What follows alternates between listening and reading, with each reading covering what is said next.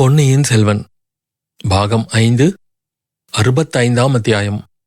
ஐயோ பிசாசு! ஆழ்வார்க்கடியான் அதுவரை மறைந்திருந்த தன் ஆட்களை திரட்டி சேர்த்து கொண்டு தஞ்சை கோட்டையின் வடக்கு வாசலை நோக்கி நடந்தான். கருத்திருமனுடன் அவன் துவந்த யுத்தம் செய்தபோது தன் ஆட்களை அழையாததின் காரணத்தை வாசகர்கள் ஊகித்து உணர்ந்திருப்பார்கள். அவன் நிச்சயமாக தெரிந்து கொள்ள விரும்பிய மிக முக்கியமான இரகசியமான விவரங்கள் மற்றவர்கள் காதில் விழுவதை அவன் விரும்பாததில் வியப்பில்லை அல்லவா? பாதி தூரம் சென்ற பிறகு எதிரே ஒரு தனி ஆள் வெறி கொண்டவனைப் போல் ஓடி வருவதை கண்டான். அப்படி ஓடி வந்தவன் இருட்டில் ஆழ்வார்க்கடியான் மீது முட்டிக்கொண்டு பின்னர் மறுபடியும் ஓட பார்த்தான். திருமலை நம்பி அவனை விடாமல் கெட்டியாக பிடித்து கொண்டான். முகத்தை உற்று பார்த்துவிட்டு, அடேடே வைத்தியர் மகனா, எங்கே அப்பா இப்படி தலை தெறிக்க ஓடுகிறாய் என்று கேட்டான். ஓஹோ, வீர வைஷ்ணவனா? பேயோ பிசாசோ என்று பயந்து போனேன். நல்லது, நீ எத்தனை தூரத்திலிருந்து இக்கரையோடு வருகிறாய்? எதிரே 2 குதிரைகள் மீது 2 ஆட்கள் போனார்களா என்றான். ஆமாம், போனார்கள். அவர்களைப் பற்றி உனக்கு என்ன?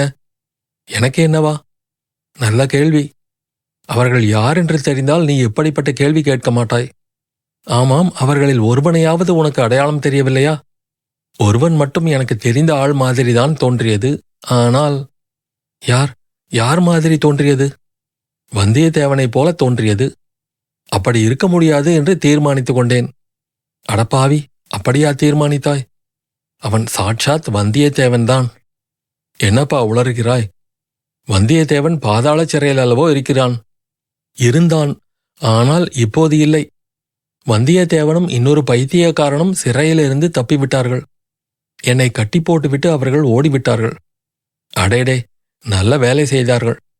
அவர்கள் உன்னை கட்டி போடும்போது உன் கைகள் என்னப்பா செய்து கொண்டிருந்தன? முதலில் பாதாள சிறைக்கு நீ எதற்காக போனாய்? முதன் மந்திரியின் கட்டளையின் பேரில் போனேன். அதையெல்லாம் இப்போது சொல்லிக் கொண்டிருக்க நேரமில்லை. நீயும் முதன் மந்திரியிடம் சேவகம் செய்கிறவன்தானே? என்னுடன் வா, அவர்களை பிடித்து கொண்டு வரலாம். எதற்காக அவர்களை பிடித்து கொண்டு வர வேண்டும்? ஓடிப்போனால் போகட்டுமே. உனக்கும் எனக்கும் அதனால் என்ன வந்தது? முதன் மந்திரி நல்ல ஆளை பிடித்து அனுப்பி வைத்திருக்கிறார். உன்னைப்போல் எல்லோரும் இருந்தால் இந்த சோழ ராஜாங்கம் உருப்பட்டார் போலத்தான்.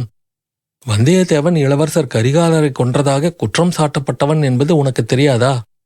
அது மட்டுமல்ல, சற்று முன்னால் அமுதன் குடிசைக்கு அருகில் இன்னொருவனையும் அவன் ஈட்டியால் குத்திவிட்டு ஓடி வந்து விட்டான். தெய்வமே, இது என்ன? அங்கே குத்தப்பட்டவன் யார்? அது யார் என்று நான் பார்க்கவில்லை. வந்தியத்தேவனை தொடர்ந்து நான் ஓடி வந்தேன். சரி, நீ என்னுடன் வராவிட்டால் போ. வழியை மறிக்காதே. உனக்கு புண்ணியமாக போகட்டும். என்னை விடு. வைத்தியர் மகனே, இந்த உலகத்தில் எத்தனையோ மூடர்களை பார்த்திருக்கிறேன். அவர்கள் எல்லாரையும் நீ தூக்கி அடித்து விட்டாய். அவர்கள் குதிரையின் மேல் போகிறார்கள். சாவுக்கு துணிந்து தப்பி ஓடுகிறார்கள். நீ ஒருவன் கால்நடையாக தேடிப்போய் அவர்களை பிடித்து விடுவாயா? எனக்கென்ன அதை பற்றி? போ. நீ சொல்வது உண்மைதான். அதனாலேயே உன்னையும் துணைக்கு வரும்படி கூப்பிட்டேன். நீ வர மறுக்கிறாய். நான் வந்து என்ன செய்கிறது? அவர்களை தடுத்து நிறுத்த பார்த்தேன். ஒருவன் கையிலிருந்த தடியினால் நன்றாய் போட்டான். வாங்கி கொண்டு வந்தேன். இன்னும் அந்த வலி தீரவில்லை. எனக்கு அவ்வளவாக சண்டை போட்டு பழக்கமில்லை. நீ ஒருவேளை... ஆமாம், உன் கையில் என்ன? இரத்தக்கரை மாதிரி அல்லவா இருக்கிறது? சிறையிலே அவர்கள் என்னை தாக்கி காயப்படுத்தி விட்டார்கள். பொல்லாத ராட்சசர்கள். பின்னே அந்த ராட்சசர்களைத் தொடர்ந்து கால்நடையாக தனியே போகிறாயே. சிறையில் அடைக்கப்பட்டிருந்த போதே அவர்கள் உன்னை இந்த பாடுபடுத்தியிருக்கும்போது... அப்படியானால் என்னதான் செய்ய சொல்லுகிறாய்? நான் உன்னை ஒன்றும் செய்ய சொல்லவில்லை. என் பேரில் எதற்காக பழி போடுகிறாய்? நான் உன் நிலைமையில் இருந்தால் திரும்பி போய் யாரிடமாவது தக்க மனிதர்களிடம் சொல்லி 5-6 குதிரை வீரர்களையாவது துணைக்கு அழைத்து கொண்டு திரும்பவும் மனித வேட்டைக்கு புறப்படுவேன். நானும் குதிரை மேல் ஏறி கையில் வேலும் வாளும் எடுத்துக்கொண்டுதான் கிளம்புவேன். வைத்தியர் மகன் சிறிது யோசனை செய்தான். சேந்தன் அமுதனுடைய குடிசைக்கு அருகில் யாரோ ஒருவனை குத்தி போட்டுவிட்டு அவன் ஓடி வந்திருக்கிறான்.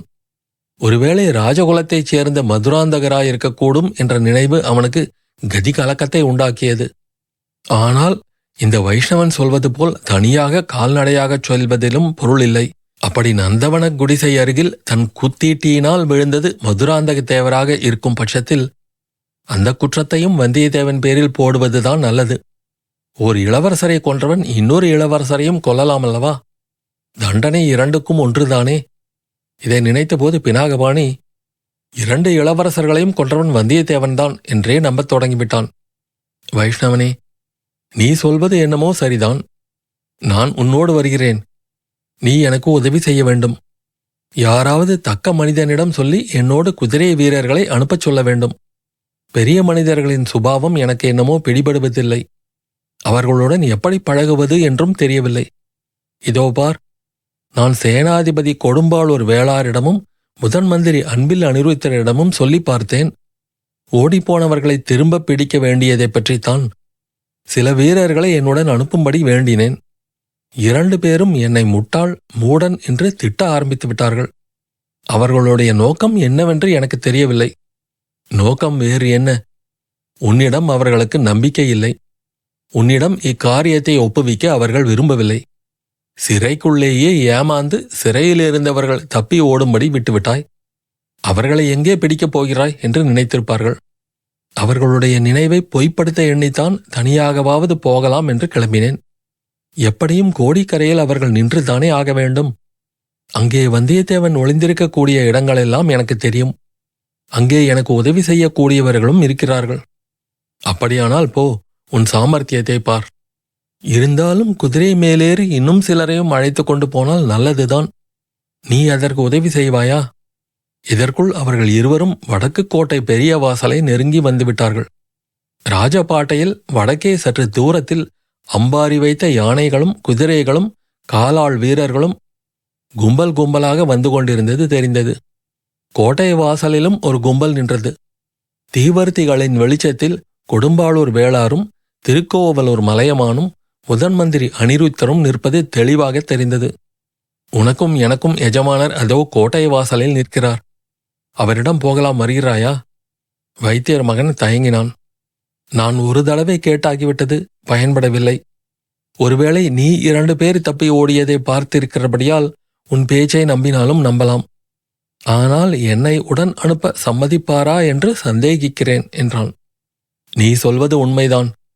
மேலும் கோட்டை வாசலில் ஏதோ முக்கியமான காரியத்துக்காக காத்து கொண்டிருக்கிறார்கள். அவர்களிடம் இச்சமயம் போவதில் பயனில்லை. இது சொன்னாலும் அவர்கள் காதில் ஏறாது. இந்த பக்கம் பழுவேட்டரையர்கள் வருவதாக காண்கிறது. அவர்களுடன் சம்புவரையரும் வருகிறார். அதோ பார்த்திபேந்திரனும் கந்தமாறனும் காணப்படுகிறார்கள். அவர்களிடம் சொல்லி பார்க்கலாம். வந்தியத்தேவனை பிடிப்பதில் அவர்களுக்குத்தான் அதிக சிரத்தை இருக்கும் என்றான் ஆழ்வார்க்கடியான். ஊர்வலம் விரைவில் அவர்களை அணுகியது. முன்னால் கட்டியக்காரர்கள் பழுவேட்டரையர்களின் தொல்குல பெருமையையும் அம்மாதிரியே கடம்பூர் சம்புவரையர், மழபாடி மழவரையர், பார்த்திபேந்திர பல்லவன், நீலதங்கரையர், இரட்டைக்குடை ராஜாளியார் முதலியவர்களின் விருதுகளையும் வீரச் செயல்களையும் வரிசை கிரமமாக சொல்லிக் கொண்டு வந்தார்கள். இடையிடையே முரசுகள் முழங்கின, சங்கங்கள் ஆர்த்தன. ஊர்வலத்தின் முன்னிலையில் சின்ன பழுவேட்டரையரும் பார்த்திபேந்திரனும் கந்தமாறனும் வெண்புறவைகளின் மீது அமர்ந்து கம்பீரமாக வந்தார்கள். அடுத்தாற்போல் வந்த மத்தகஜத்தின் அம்பாரியில் பெரிய பழுவேட்டரையரும் சம்புவரையரும் அமர்ந்திருந்தார்கள். அவர்களுக்கு பின்னால் மற்ற குறுநில மன்னர்கள் யானை மீதும் குதிரை மீதும் வந்தார்கள். முன்னும் பின்னுமாக ஏறக்குறைய 100 வீரர்கள் கையில் வேலும் இடையில் வாளும் தரித்து நடந்து வந்தார்கள். இந்த ஊர்வலத்துக்கு முன்னால் ஆழ்வார்க்கடியானும் வைத்தியர் மகன் பினாகபாணியும் பாதை நடுவில் நின்றதை பார்த்ததும் சின்ன பழுவேட்டரையர் தம் குதிரையை சிறிது நிறுத்தி, வைஷ்ணவனே, முதன் மந்திரியிடமிருந்து முக்கியமான செய்தி ஏதேனும் உண்டா என்று கேட்டார். தளபதி, முதன் மந்திரி என்னிடம் செய்தி ஒன்றும் அனுப்பவில்லை. சொல்ல வேண்டிய செய்தியை கோட்டை வாசலில் தங்களிடமே சொல்லுவார். ஆனால் முக்கியமான செய்தி ஒன்றிருக்கிறது என்று ஆழ்வார்க்கடியான் நிறுத்தினான். என்ன என்ன என்ன என்று 3 பேரும் ஆவலுடன் கேட்டார்கள். பாதாளச் சிறையிலிருந்து வந்தியத்தேவன் தப்பி ஓடிவிட்டான். அது எப்படி முடியும்? அவன் என்ன இந்திரஜித்தா மாயமாய் மறைந்து போவதற்கு என்று கேட்டார் சின்ன பழுவேட்டரையர். இதில் ஏதோ சூழ்ச்சி இருக்கிறது. வேறு யாராவது அவனுக்கு ஒத்தாசை செய்திருக்க வேண்டும் என்றான் பார்த்திபேந்திரன். எல்லாம் அந்த கொடும்பாளூர் பெரிய வேளாரின் வேலைதான் என்றான் கந்தமாறன். அப்படி தப்பி ஓடினாலும் எங்கே ஓடிவிடுவான்? கோட்டைக்குள்ளேதானே இருக்க வேண்டும் என்றார் சின்ன பழுவேட்டரையர். அப்படித்தான் வேளார் சொல்லுகிறார். முதன் மந்திரி முன்ஜாக்கிரதையாக என்னை கோட்டையைச் சுற்றி வந்து பார்த்து கொள்ளும்படி பணித்தார். கடம்பூர் வம்சத்தின் மீது அபவாதம் எதுவும் ஏற்படக்கூடாது என்று முதன் மந்திரி கவலைப்படுகிறார். அப்படி கவலை உள்ளவர் ஒருவராவது இருக்கிறாரே, அந்த வரைக்கும் மிகவும் திருப்தியான காரியம் என்று சொன்னான் கந்தமாறன். வைஷ்ணவனே, உண்மையைச் சொல். தப்பி ஓடுவதை தடுப்பதற்காக நீ சுற்றி வருகிறாயா அல்லது உதவி செய்வதற்காக சுற்றி வருகிறாயா என்று பார்த்திபேந்திரன் கேட்டான். அவனுக்கு வைஷ்ணவன் பேரில் எப்போதுமே சந்தேகம்தான். ஐயா, வேறு சந்தர்ப்பமாயிருந்தால் தங்களுக்கு வேறு விதமாக பதில் சொல்வேன். இப்போது நாம் சொந்தத்தில் சண்டை போடும் சமயம் அல்ல. இந்த வைத்தியர் மகன் பினாகபாணி ஒரு விசித்திரமான செய்தியை கூறுகிறான். 2 பேர் குதிரைகள் மீது ஏறி போனதாகவும் அவர்கள்தான் சிறையிலிருந்து தப்பியோடிய வந்தியத்தேவனும் கருத்திருமனும் என்றும் சொல்கிறான். 2 பேர் குதிரை மேலேறி இந்த சாலை வழியாக விரைவாக போனதை நானும் பார்த்தேன். பினாகபாணி, இந்த வைஷ்ணவன் சொல்வது உண்மையா என்றார் சின்ன பழுவேட்டரையர். சத்தியம் ஐயா. பின்னே உடனே போய் முதன் மந்திரியிடமாவது வேளாரிடமாவது சொல்லுவதற்கென்ன?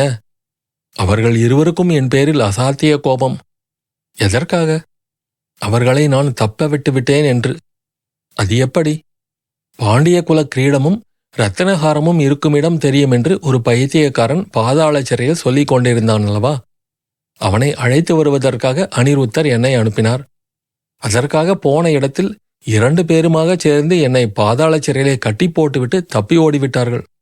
போயும் முதன் மந்திரிக்கு உன்னை போன்ற முட்டாள்தானா இந்த காரியத்துக்கு அகப்பட்டான் என்று கூறிவிட்டு பார்த்திபேந்திர பல்லவன் சிரித்தான். வைத்தியர் மகன் கோபமாக, ஐயா, நீங்கள் சிரிப்பதற்காக நான் இங்கே வரவில்லை. உதவி செய்வதாயிருந்தால் செய்யுங்கள் என்றான். என்ன உதவி கேட்கிறாய்? என்னுடன் 4 குதிரை வீரர்களை அனுப்புங்கள். எனக்கு ஒரு குதிரை கொடுங்கள். தப்பி ஓடியவர்களை பிடித்து கொண்டு வருவது என் பொறுப்பு. ஏற்கனவே எனக்கு இட்ட காரியங்களை நான் நிறைவேற்றவில்லையா? தளபதி சின்ன பழுவேட்டரையருக்கு தெரியுமே என்றான் வைத்தியர் மகன் பினாகபாணி. நீ என்ன சொல்லுகிறாய் என்று சின்ன பழுவேட்டரையர் பார்த்திபேந்திரனை கேட்டார். அனுப்ப வேண்டியதுதான். சக்கரவர்த்தி உங்களை திரும்ப அழைத்து வரும் பொறுப்பை என்னிடம் ஒப்புவித்திருக்கிறார். இல்லாவிட்டால் நானே இவனுடன் போவேன். வந்தியத்தேவனை பிடிக்க வேண்டியது மிக முக்கியமான காரியம் என்றான் பார்த்திபேந்திரன். அச்சமயம் கந்தமாறன், அந்த பொறுப்பை என்னிடம் ஒப்புவியுங்கள்.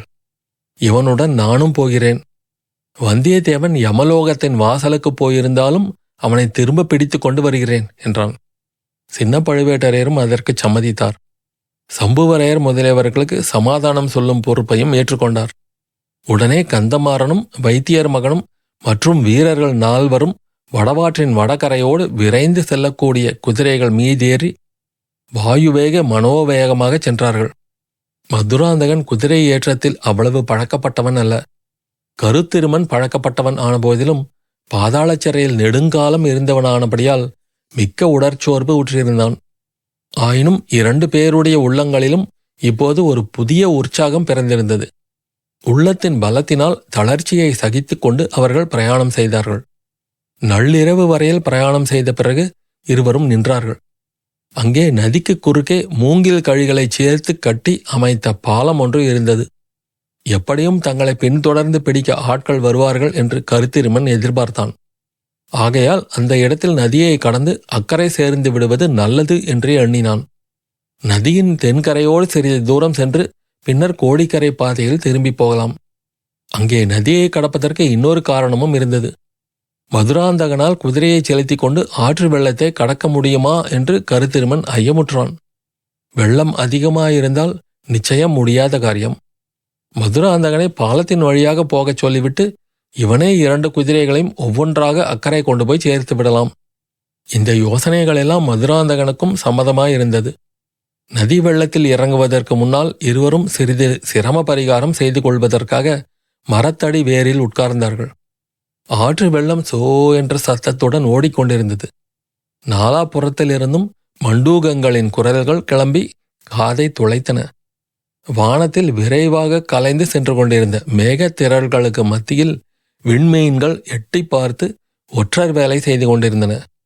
பெரும்பாலும் அரண்மனைகளில் சப்ரமஞ்ச கட்டில்களில் பஞ்சனை மெத்தைகளுக்கு மத்தியில் உறங்கி பழக்கமான மதுராந்தகனுக்கு நள்ளிரவில் ஆற்றங்கரையில் மரத்து வேர்களின் மீது உட்கார்ந்திருக்க நேர்ந்தது மிக்க மனச்சோர்வையும் வருங்காலத்தை பற்றிய பீதியையும் உண்டாக்கியது. அவனுடைய மனோநிலையை உள்ளுணர்ச்சியினால் அறிந்து கருத்திருமன் அவனுக்கு தைரியம் சொல்ல முயன்றான். இலங்கை மன்னன் மகிந்தன் பாண்டிய குலத்தின் பரம்பரை சிநேகிதன் என்றும் அவனிடம் மதுராந்தகன் போய் சேர்ந்து விட்டால் பிறகு ஒரு கவலையும் இல்லை என்றும் தெரிவித்தான். பாண்டிய குலத்தின் மணிமகுடமும் இந்திரன் தந்த இரத்தினஹாரமும் இலங்கையிலேயேதான் இருக்கின்றன. இருக்குமிடமும் தனக்கு தெரியும். அங்கேயே மகிந்தன் மதுராந்தகனுக்கு பட்டாபிஷேகம் செய்து வைத்து விடுவான். அதற்குள் சோழ நாட்டு சிற்றரசர்களுக்குள் போர் மூண்டு சோழ சாம்ராஜ்யம் சின்னாபின்னம் அடைந்துவிடப் போகிறது. ஆதித்த கரிகாலனை கொன்றுவிட்டதாக பழுவேட்டரையர் சம்புவரையர் கட்சியின் மீது மற்றவர்கள் குற்றம் சாட்டுவார்கள்.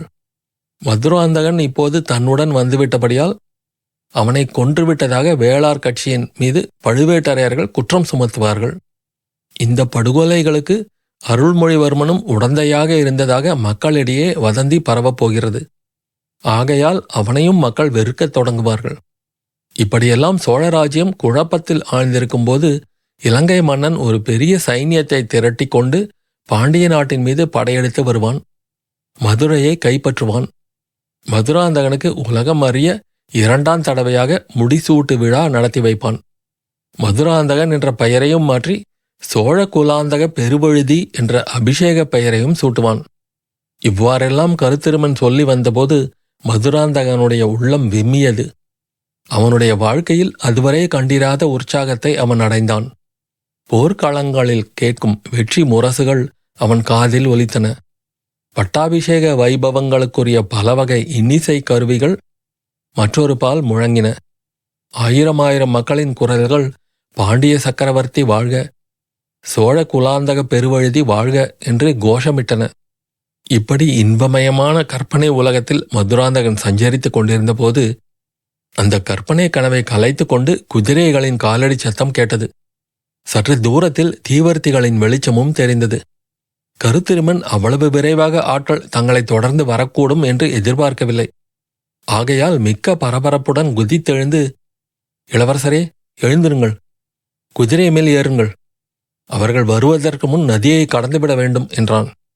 ஒரு கணத்தில் அவன் குதிரை மேல் பாய்ந்து ஏறிக்கொண்டான். மதுராந்தகன் குதிரை மேல் ஏறுவதற்கு கஷ்டப்படுவதை பார்த்துவிட்டு, ஐயா, ஒன்று செய்யுங்கள், தாங்கள் பாலத்தின் மேல் நடந்து அக்கறை போய்விடுங்கள், நான் தங்கள் குதிரையையும் அக்கறைக்கு கொண்டு வந்து சேர்த்து விடுகிறேன் என்றான். அழகாயிருக்கிறது. என்னை பயங்காளி என்று நினைத்தாயா? குதிரை மேலேறி இந்த ஆற்றை கடக்க என்னால் முடியாவிட்டால் அப்புறம் கடல் கடந்து இலங்கை போவது எப்படி? பாண்டிய ராஜ்யத்தை பிடித்து சிங்காதனம் ஏறுவது எப்படி? என்று வீரியம் பேசியபடியே மெதுவாக குதிரை மேலே ஏறினான். 2 குதிரைகளும் நதியில் இறங்கின. மதுராந்தகனுடைய குதிரை தண்ணீர் கரையண்டை திடீரென்று முன்னங்கால் மடிந்து படுத்தது. ஐயோ என்று அலறினான் கருத்திருமன். நல்ல வேளையாக குதிரை சமாளித்து எழுந்து தண்ணீரில் இறங்கியது. மதுராந்தகனுடைய மனத்திற்குள் திகில்தான். ஆனால் வெளியில் காட்டிக்கொள்ளாமல், இது என்ன பிரமாதம், இப்படி பயந்து விட்டாயே என்றான். மதுராந்தகனுடைய குதிரையின் காலில் ஏதாவது காயம் பட்டிருந்ததோ என்னமோ. அது வெள்ளத்தில் மற்ற குதிரையைப் போல் விரைந்து செல்லவில்லை. அடிக்கடி அது வெள்ளத்தோடு வெள்ளமாக போக பார்த்தது. அதை திருப்பி எதிர்கரையை நோக்கி செலுத்துவதற்கு மதுராந்தகன் மிக்க சிரமப்பட்டான். கரையோடு வந்த குதிரைகளின் காலடி சத்தமோ நெருங்கி நெருங்கி வந்து கொண்டிருந்தது. பாதி ஆறு வரையில் கருத்திருமன் இளவரசனுக்காக நின்று நின்று போய்க் கொண்டிருந்தான். பிறகு ஒரு யோசனை அவன் மனத்தில் உதித்தது. மதுராந்தகனுக்கு தைரியம் சொல்லிவிட்டு அக்கரையை நோக்கி விரைந்து சென்றான். கரையில் ஏறி குதிரையை ஒரு மரத்தின் அடியில் நிறுத்தினான். குதிரை மேலிருந்து பாய்ந்து இறங்கி மூங்கில் பாலத்தின் வழியாக திரும்பவும் வடகரைக்கு வந்தான். மதுராந்தகனிடமிருந்த சிறிய கத்தியை அவன் ஏற்கனவே வாங்கி வைத்துக் கொண்டிருந்தான். அதை கொண்டு அவசர அவசரமாக பாலத்திலிருந்து தொங்கிக் கொண்டிருந்த கயிறுகளை அறுத்து முடி போட்டான். அது போதிய நீளமானதாக தெரிந்தது. ஒரு முனையை பாலத்தில் சேர்த்து கட்டிவிட்டு மற்றொரு முனையை சாலையின் மறுபுறத்தில் இருந்த மரத்தின் அடியில் சேர்த்து கட்டினான். மர நிழலினால் அதிகமாயிருந்த இருட்டில் அவ்விதம் சாலை நடுவில் குறுக்கே ஒரு கயிறு கட்டியிருந்ததை யாரும் பார்க்க முடியாது அல்லவா? அதிலும் குதிரை மேல் வேகமாக வருகிறவர்கள் நிச்சயம் பார்க்க முடியாது. இந்த காரியத்தை அவன் செய்து முடித்ததும் பாலத்தின் வழியாக திரும்பி ஓடிவிடலாமா என்று யோசித்தான். அந்த எண்ணத்தை மாற்றிக்கொண்டு அங்கே இருந்த மரம் ஒன்றின் பேரில் சரசர என்று ஏறி கிளைகளின் மறைவில் உட்கார்ந்து கொண்டான். மதுராந்தகருடைய குதிரை கிட்டத்தட்ட நதியை கடந்து அக்கறையை நெருங்கியிருந்தது. இன்னும் சில நிமிஷ அவகாசம் கிடைத்தால் கரைமேல் ஏறி மதுராந்தகன் குதிரை அப்பால் சென்றுவிடும். இந்த எண்ணம் அவன் மனதில் தோன்றி மறைவதற்குள் சாலையோடு வந்த குதிரைகள் அந்த மரத்தடியை நெருங்கிவிட்டன. 5-6 குதிரைகள் இருக்கும். அவற்றில் 2 குதிரைகள் முன்னணியில் வந்தன. அவை இரண்டும் ஒரு கணம் முன்பின்னாக கருத்திருமன் கட்டியிருந்த குறுக்கு கயிற்றினால் தடுக்கப்பட்டு தலை குப்புற உருண்டு விழுந்தன. கருத்திருமன் மரத்தின் மேலிருந்தபடி தன்னை அறியாமல் ஹஹஹா என்று பலமாகச் சிரித்தான். குதிரைகள் மேலிருந்து விழுந்தவர்களில் ஒருவன் ஐயோ பிசாசு என்று பயங்கரமாக அலறினான். குரலிலிருந்து அவன் வைத்தியர் மகன் பினாகபாணி என்பதை கருத்திருமன் தெரிந்து கொண்டான். விழுந்தவன் கழுத்து நெறிந்து இறந்திருக்கக் கூடாதா? இன்னமும் உயிரோடு இருக்கிறானே என்று எண்ணிக்கொண்டான். இன்னொரு குதிரை மேலிருந்து விழுந்தவன் சிறிதும் அதிர்ச்சி அடையாமல் தரையிலிருந்து எழுந்தான். அவன் நமது பழைய நண்பன் கந்தமாறன்தான். அத்தியாயம் முடிவு.